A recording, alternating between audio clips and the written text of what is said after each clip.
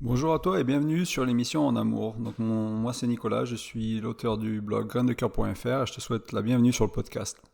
Et aujourd'hui en fait on va parler d'amour et de sexualité et puis de pragmatisme et de romantisme en fait et essayer de comprendre un peu comment ces deux courants de pensée vis-à-vis souvent des relations de couple, donc la partie pragmatique un peu plus et la partie romantique, donc on va les développer un peu plus tard, comment elles s'opposent et comment elles peuvent se réconcilier en fait sur plusieurs aspects de la relation. On pourrait même étendre ça à la spiritualité et à tous les aspects de la relation. L'article de blog que j'avais écrit à l'époque, il y a un peu plus d'un an, était concentré sur l'amour, le sentiment d'être amoureux et sur la sexualité, mais on peut étendre ça à tous les aspects de la relation. On va essayer de faire ça un peu dans l'émission d'aujourd'hui, parce que ma réflexion sur le sujet a un peu grandi depuis que j'ai écrit cet article. Donc on va essayer je vais essayer de faire mon mieux vraiment pour partager quelque chose de peut-être un peu plus mature, un peu plus réfléchi vis-à-vis de ça. Et j'aimerais commencer par expliquer pourquoi j'avais fait cet article à l'époque et pourquoi j'en parle dans le podcast aujourd'hui. C'était vraiment cette idée que l'une de mes motivations profondes pour le blog, c'est de me rendre compte à quel point les gens sont dans des relations dans lesquelles ils ne sont pas heureuses, et où ils ne sont pas heureux. Il y a un manque, tu vois, c'est des relations qui sont un peu mortes, qui sont un peu éteintes, où la joie de vivre est plus là, le plaisir est plus là, l'intimité est plus là, la communication est plus là. Il manque plein de choses en fait. Il manque tellement de choses que je me demande si des fois ces relations valent vraiment la peine et s'il faudrait pas plus passer à autre chose en fait, tout simplement. Et c'est ce qui s'est passé dans ma vie il y a pas si longtemps que ça, et il y a un peu plus de 3 mois maintenant. Et c'est une très belle chose en elle-même en fait que ce mariage s'arrête, que cette relation s'arrête et qu'on puisse passer tous les deux, mon ex-femme et moi, à autre chose et profiter de qui on est aujourd'hui. En fait, on a grandi, on est des personnes qui sont plus alignées avec qui on est et on va pouvoir utiliser ça, utiliser nos expériences de cette vie antérieure, entre guillemets, dans nos nouvelles relations, dans notre vie, et c'est mieux pour tout le monde en fait. Donc il ne faut pas nécessairement rester dans ces relations qui se ternissent. En fait, nous, notre relation sur la fin, elle s'est éternie. Et, euh, et ouais, c'est mieux ainsi, en fait, dans ces cas-là. C'est mon point de vue à moi. Je sais que ça n'engage que moi. Mais vraiment, l'idée derrière ce blog, c'est vraiment d'aider les gens à avoir des belles relations. Des relations qui satisfassent, je sais plus comment on le dit en français, mais c'est pas grave, qui vont satisfaire vos besoins, des relations dans lesquelles on se sent bien, dans lesquelles on est heureux, dans lesquelles il y a de la bonne humeur, dans lesquelles il y a de la légèreté, dans lesquelles il y a des projets aussi, et vraiment arriver à tout créer ça, à avoir un maximum de tout ça dans son couple en fait, pour les gens qui veulent vraiment partir dans cette idée de vie à deux, créer des vies qui vont bien en fait, tout simplement, des relations qui évoluent dans le temps aussi. Parce qu'une relation, c'est pas la même chose quand on a 20 ans, 30 ans, 40 ans, 50 ans, etc. C'est des choses qui changent et nous on change et au fur et à mesure il faut que notre relation elle change. Et donc les individus vont changer, la relation va devoir changer et pour que tout ça reste cohérent, c'est compliqué en fait. Et si c'est plus cohérent et qu'il faut se séparer, encore une fois il n'y a absolument pas de souci avec ça. Je ferai un petit post d'ailleurs demain sur Facebook pour essayer de vraiment poser quelques questions pour essayer de prendre à bras le corps cette idée que une rupture c'est pas un échec en fait, c'est une bonne chose. On avait besoin de ça en fait pour grandir et pour avancer dans notre vie. Et donc revenir sur les thèmes d'aujourd'hui, donc qui sont l'amour, la sexualité, la spiritualité, et arriver à maintenir tout ça au fil du temps dans une relation, c'est quand même très très difficile quoi. Et ça va contribuer énormément aussi au succès de votre couple, d'arriver à garder ces éléments-là alignés et de trouver un équilibre qui marche pour vous. Donc là, aujourd'hui, on va regarder sur un axe qui est peut-être pragmatique et romantique. Donc je vais définir un peu les deux idées de qu'est-ce que c'est que le romantisme. Quand j'en parle de romantisme, qu'est-ce que ça veut dire et qu'est-ce que c'est le pragmatisme. Donc souvent, on va associer le romantisme au cœur. Donc c'est plus ce qui est sentiment, passion, spontanéité, intensité, ou même cette idée qui est un peu plus forte, qui est assez dans la poésie, qui va être dans les films, qui va être dans les chansons. C'est cette idée de je meurs sans toi, si tu ne m'aimes plus, je vais mourir en fait. Vraiment cette idée c'est tellement un amour fort émotionnellement qu'on ne peut pas vivre sans l'autre en fait. Ça, c'est vraiment très romantique comme courant. Et c'est ce qui un peu nous est enseigné, hein, entre guillemets, dans la culture des films, des chansons, de la poésie, dans les romans, un peu partout quoi. C'est un peu cette vision-là de l'amour. Alors, je prends juste une gorgée. Et donc, à l'opposé, le pragmatisme, c'est vachement plus la raison. Donc, Moi, de mon expérience, hein, c'est souvent, comme on grandit avec des contes de fées, des trucs comme ça, on est plutôt romantique quand on commence dans nos jeunes amours d'adolescents, d'enfants pour certains, ou de jeunes adultes. On a tendance à être romantique, et souvent quand on est désillusionné du romantisme, qu'on s'est fait blesser le cœur à plusieurs reprises, on tombe un peu dans le pragmatisme. On se réfugie un peu dans l'intellectuel, on cherche des choses un peu plus concrètes, on cherche des gens qui ont un certain travail, ou un certain profil, ou qui ont un certain revenu, ou qui veulent éduquer les enfants d'une certaine manière. Et des fois on tombe un peu dans un extrême où il faut que tout soit réglé d'un point de vue concret, comme un papier. Enfin, j'ai oublié l'expression, excusez-moi encore, des fois mes expressions françaises sont un peu encore rouillées, ça revient pas toujours. Mais voilà, on décrit tout, mais c'est vraiment des détails de la vie, quoi. Où ils mettent le lait dans le frigo, dans la porte, ou dans le fond du frigo, ce genre de choses. Et ça, c'est un côté plus pragmatique. Et moi, encore une fois, mon expérience, c'est quand on est désillusionné du romantisme et qu'on est blessé. Et donc, on se réfléchit là-dedans. Et en fait, aujourd'hui, la solution, et j'avais fait un titre un peu racoleur sur sur le blog initialement, qui c'était Amour et sexe, la voie du milieu. Et c'est parce que c'est un concept du bouddhisme, en fait, ça n'a rien à voir avec quoi que ce soit de sexuel. J'ai trouvé que c'était rigolo à l'époque. Et donc cette notion ce qui va un peu tout regrouper aujourd'hui, cette notion de voie du milieu, et de réconcilier en fait entre guillemets le pragmatisme et le romantisme, et d'essayer de comprendre là où ils ont leur place, en fait, parce que les deux sont bien, il y a pas un qui est mieux que l'autre. Ça dépend de votre relation, ça dépend de où vous en êtes dans votre vie, ça dépend de ce que vous voulez dans votre vie, en fait.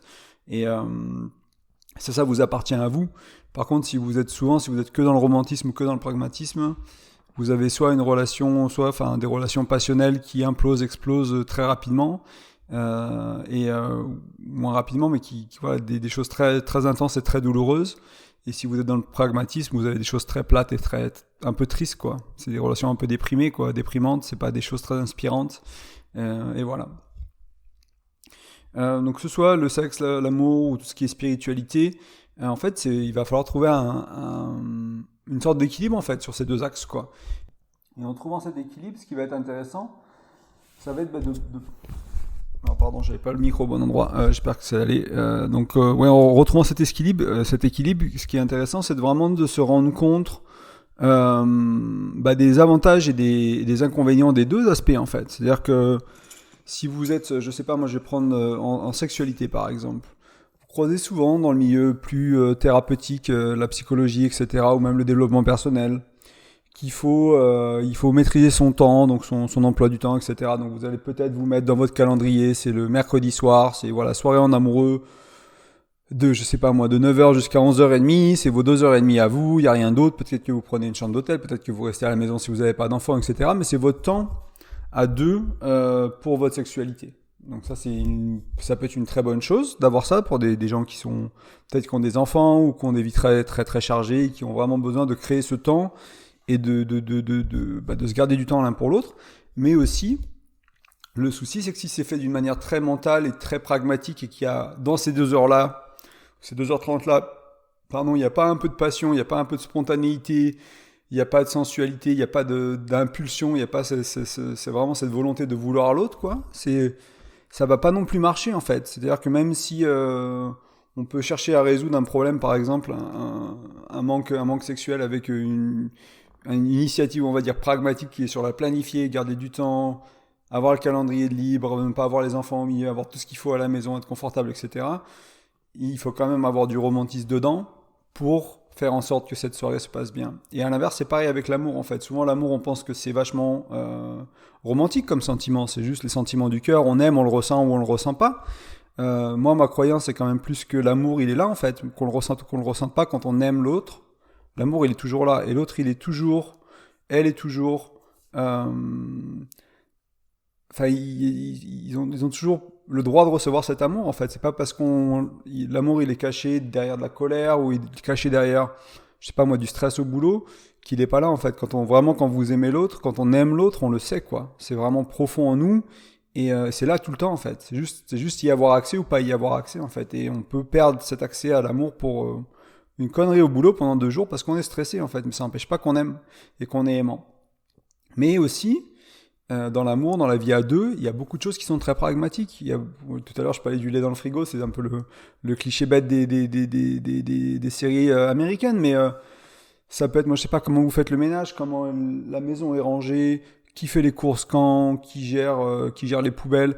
Il y a pas mal de choses dans le couple, dès que vous vivez à deux, quand vous vous parlez, quel moment vous vous voyez, qui sont très pragmatiques en fait. Et si vous avez une approche uniquement, alors pour un nouveau couple qui se forme, il y a beaucoup plus de place à la spontanéité, etc. Mais quand vous avez un foyer, que vous avez vraiment créé cette vie à deux, que vous êtes déjà marié, que vous avez des enfants, que vous avez peut-être tous les deux une carrière, vivre sur la spontanéité, c'est compliqué, quoi. C'est vraiment compliqué de...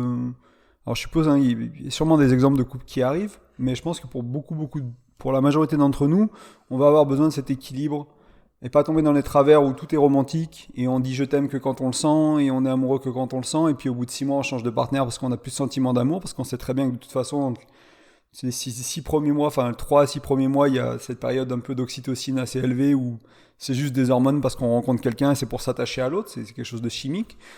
Des fois ça va même jusqu'à 2 ans pour certaines personnes et certaines relations, donc il y a cette début de relation un peu enivrant qui est pas la relation réelle, en fait, qui sera pas la relation sur la durée, c'est un moment qui est très beau, qu'il faut chérir et en profiter, mais on sait aussi que ça va pas durer, en fait, d'un point de vue scientifique, on comprend ça, quoi.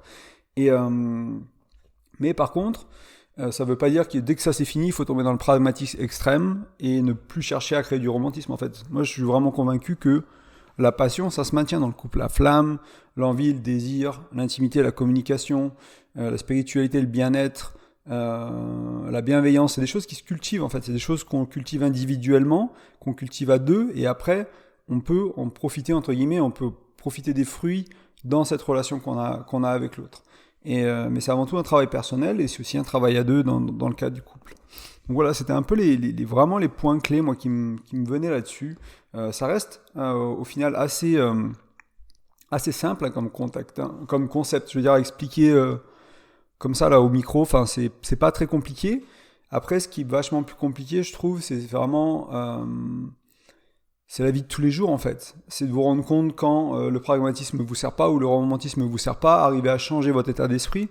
Moi, je sais que j'étais très romantique quand j'étais plus adolescent, très cœur ouvert, cœur à vif, hein, mais corché beaucoup du coup, et je tombais amoureux tout le temps, etc., etc. Et je papillonnais de manière amoureuse, on va dire, mais je me faisais beaucoup rejeter, parce que j'étais pas dans une bonne énergie, j'étais pas bien avec moi-même, j'ai une dépendance affective, etc. Du coup, c'était pas sexy, c'était pas attractif pour les nanas à l'époque, et du coup, je me suis fait beaucoup rejeter, du coup, je suis retombé, pendant longtemps, je suis retombé dans une approche vachement plus pragmatique, en fait, et c'est des personnes qui parlaient de cet amour un peu plus pragmatique qui me parlaient à moi, parce que j'avais été tellement blessé que j'avais dû me refermer, en fait. Et aujourd'hui, c'est plus réintégrer le romantisme dans ma vie et m'autoriser aussi à le sentir, à ressentir des émotions plus fortes, à dire des mots plus forts, à vivre des expériences plus passionnelles ou des choses comme ça, et vraiment avoir cette liberté-là de naviguer entre les deux, selon la relation, selon le moment, selon le sujet, selon ce qu'on fait, selon voilà. Et puis c'est utiliser en fait entre guillemets vraiment le meilleur des deux mondes quoi. Et je vais revenir un peu là-dessus, mais souvent le romantisme ça va amener spontanéité, tendresse, et beaucoup de cœur quoi. Vraiment des sensations dans le corps, des sensations au niveau du cœur, des sensations de bien-être, de tendresse qu'on a envie de partager avec l'autre quoi. Alors que le pragmatisme peut-être vous allez plus l'appliquer aux finances du foyer, à l'organisation du foyer, des choses qui sont vraiment plus de la vie courante en fait. Et l'un dans l'autre, ça marche très bien. Et je pense que ça vaut le coup de réfléchir un peu à... Ce sera peut-être mes mots de la fin, entre guillemets, sur le sujet, c'est de réfléchir un peu à comment vous vivez votre vie, en fait. Déjà, est-ce que vous êtes plus romantique ou pragmatiste, déjà dans votre pragmatique, quand vous regardez, peut-être vous pouvez demander à vos amis, selon la manière dans laquelle vous parlez de l'amour, à votre partenaire, etc., pour essayer d'un peu comprendre avec quel filtre vous regardez la relation, parce que des fois on n'est même pas conscient qu'on est quelqu'un de très romantique et parce que c'est juste qu'on a vu encore une fois à la télé, dans les chansons, dans les poèmes, dans les livres, et du coup on pense juste que c'est la seule chose en fait qui existe, et du coup on s'est jamais vraiment posé la question de ok, qu'est-ce que ce serait si je suis un peu plus pragmatique quoi. Quel type de décision je ferais si je regardais un peu plus quel type de personne c'est, quel type de boulot ils font, quel type de vie ils ont, comment ils vont faire qu'est-ce qu'ils veulent à l'avenir, etc., etc. Et Et une fois que vous avez fait vous avez compris un peu que vous êtes plus d'un côté ou de l'autre, complètement d'un côté, essayez de regarder un peu, vous demandez qu'est-ce qui va pas en fait dans votre relation qui pourrait être amélioré si vous alliez un peu plus de l'autre côté, si vous aviez un peu plus cette flexibilité. J'aime beaucoup cette idée d'être, quand il y a deux oppositions comme ça, où il y a plusieurs options en couple, c'est cette idée d'apprendre une sorte de nouveau langage en fait, d'avoir la capacité d'aller faire quelque chose qu'on fait pas bien. Donc moi, si je suis tombé dans le pragmatisme dernièrement, c'est plus me reconnecter à mon romantisme et redevenir bilingue entre guillemets, romantique et pragmatique, voilà, si ça peut parler comme ça, et apprendre ce langage-là et apprendre à l'exprimer, apprendre à le ressentir, à se l'approprier, à le partager avec l'autre. Je pense que c'est des choses qui sont très importantes. Donc ça, c'était le petit podcast enregistré pour aujourd'hui. Donc là, je suis un peu c'est un peu décousu, comme je suis pas mal en vadrouille et que j'ai changé pas mal de fois d'endroit où je suis. Là, je fais un petit tour pour visiter des amis près de Genève. Et je suis pas chez moi, du coup c'est un peu déroutant, j'ai pas mon petit setup, j'ai pas le même temps pour préparer le podcast et à préparer un peu plus rapidement cette fois-ci. J'espère que ça vous aura plu. Je suis de retour très bientôt, du coup je vais repartir sur un rythme un peu plus normal avec les articles dimanche, un post journalier sur les réseaux sociaux, sur Facebook surtout, notamment, les autres un peu moins, mais surtout Facebook, vous pouvez me rejoindre. Et après, le podcast le mercredi soir. Et voilà, tout baigne pour le moment. Je voulais vous rappeler que sur graindecoeur.fr, donc graine-2-coeur.fr, vous pouvez laisser votre prénom et votre adresse email pour récupérer un bonus. Donc ce bonus-là, c'est un e-book en fait que j'ai fait qui est basé qui vous donne 5 outils de communication pour le couple. Et c'est vraiment des outils pratiques. Là, pour le coup, c'est des choses qui peuvent être facilement mises en place. Il y a peut-être un petit test à faire en ligne pour comprendre si vous êtes, pour comprendre votre langage de l'amour, par exemple, vos deux principaux langages, et après ceux de votre partenaire aussi. Après avoir des conversations avec eux, faire un petit exercice ou juste les garder en tête. Et il y a 5 conseils comme ça qui sont très pratiques pour vraiment, et c'est concentré sur, le focus c'est vraiment sur votre capacité de communiquer avec l'autre et d'améliorer ça rapidement, parce que c'est quelque chose qui peut vraiment avoir un impact dans la qualité de votre relation. En fait, c'est mon expérience personnelle et c'est très important. Donc voilà, donc vous pouvez faire ça. Et aussi la deuxième chose que je vous encourage à faire, si vous le voulez bien, c'est laisser un commentaire ou une note sur iTunes ou Shopify ou la plateforme de votre choix où vous écoutez le podcast. C'est vraiment, le podcast, c'est l'une des seules manières de se faire connaître, de grandir son audience, c'est les notes et c'est la promotion des plateformes en fait. Et pour que les plateformes promotent, il faut simplement que vous laissiez votre avis. Donc n'hésitez pas à me prendre 2 minutes pour me laisser un petit commentaire, une petite note, que vous soyez content, pas content, peu importe. Mais voilà, je suis curieux, j'ai besoin je veux vraiment aussi améliorer la qualité du contenu que je vous offre. Et donc ça me sera très utile de comprendre ce qui marche et ce qui marche moins. Moi je vous souhaite en tout cas un très bon début de 2021. Une très belle journée à vous, une très belle semaine. J'espère que vous avez passé du bon temps avec vos proches et que maintenant votre retour à la vie normale se fait bien et que vos objectifs, vos pensées vers 2021 sont riches et surtout motivantes, inspirantes en fait. C'est une année qui risque d'être très dure comme l'a été 2020, mais c'est à nous de créer une année qui sera belle en fait, que ce soit dans notre couple ou dans notre vie personnelle, et le blog est là pour vous aider pour ça, et je suis là pour vous aider pour ça, et à ça, et aussi le podcast. Donc voilà, n'hésitez pas à venir me parler, à mettre des commentaires, à envoyer des emails. Ce sera avec plaisir qu'on échangera. Et on essaiera de faire au mieux, tout simplement. Voilà, je vous embrasse bien fort et je vous dis à bientôt. Salut.